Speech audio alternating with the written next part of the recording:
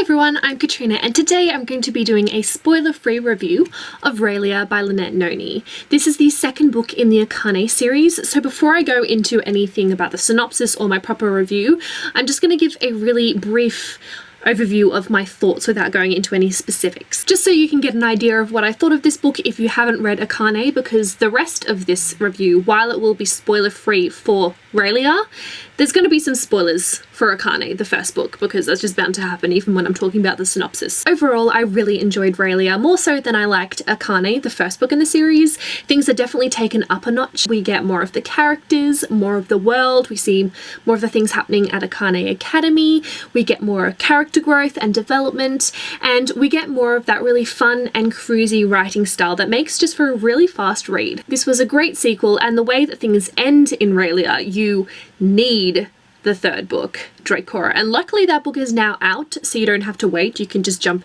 straight into the third book, and you definitely will want to when you finish this. So if you haven't read Akane, I would continue watching this review with caution, but if you are interested in my thoughts of the first book, I will leave a link to my review of that in the description. I think I'm still going to be super vague with my synopsis of Raelia, just because there's so much that you discover in these books that I think it's more enjoyable going into them not knowing too much. But all I will say is that Alex returns to Akane Academy for her second year, and while she is still kind of learning to harness her own abilities and learning more about the world of Medora, there is still that looming threat of Avon. I really enjoy learning more about the world of Medora, and even after spending a year at Akane Academy, there are still things that we're kind of discovering as well. But we also get to explore more of the world outside of Akane Academy and the library. We actually kind of delve into a bit of Maya as well. In exploring some more of the world, we are introduced to some new characters, and we also get to see some of the other different types of abilities that people have in Medora. So there's definitely a lot of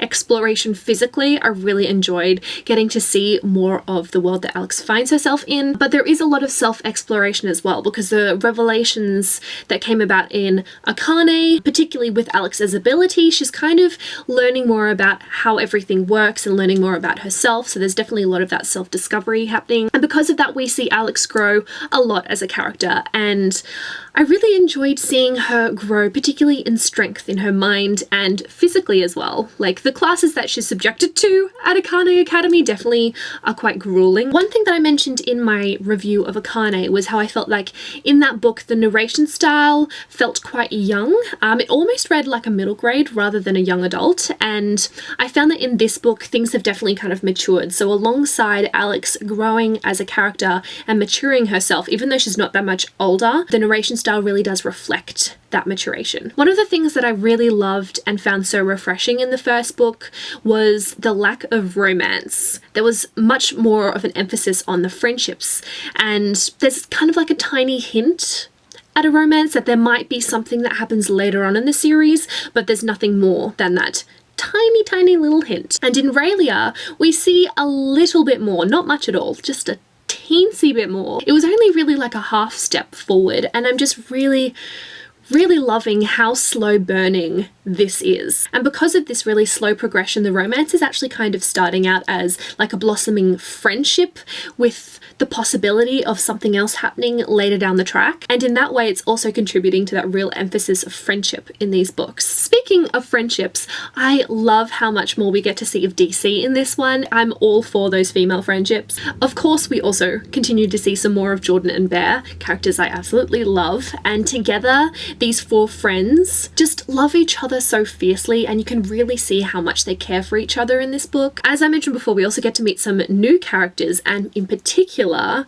we're introduced to some of the Mayarins. These are the immortal beings that live in Maya, and my goodness, Lynette has a way of making you instantly fall in love with characters. When I first met Roka, I was kind of shipping Alex with him, but then I quickly realized that that would never happen, so I started shipping myself with him. And then there's Zane, who has this kind of rough charm about him, and I absolutely loved the banter between him and Alex. It was absolutely hilarious. That dialogue was just really enjoyable. Overall, a really solid sequel. I just love all of the fun and adventures that we're taking on alongside Alex, and at first I couldn't quite decide what I wanted to rate this one, but after reading the third book, Dracora, I've settled on 4 stars for this one, because Dracora kind of blew my mind. I will be doing a full review of that book in the coming weeks, so look forward to that as well, but just know I loved it. Oh my goodness. So those are my thoughts on Raelia by Lynette Noni. I hope you enjoyed this review. And if any of you have read Raelia, I'd definitely love to hear what you thought about it, but please be careful of spoilers in the comment section. But I think that's all that I have for this video. So thank you for watching and I'll see you tomorrow.